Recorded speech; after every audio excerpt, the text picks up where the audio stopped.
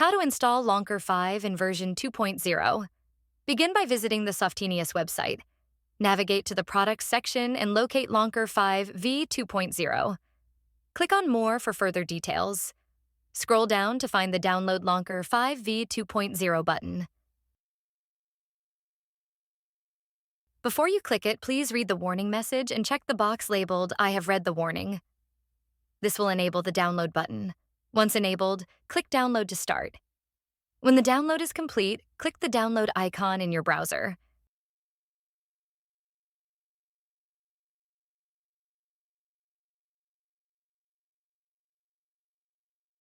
Extract the contents of the zip file.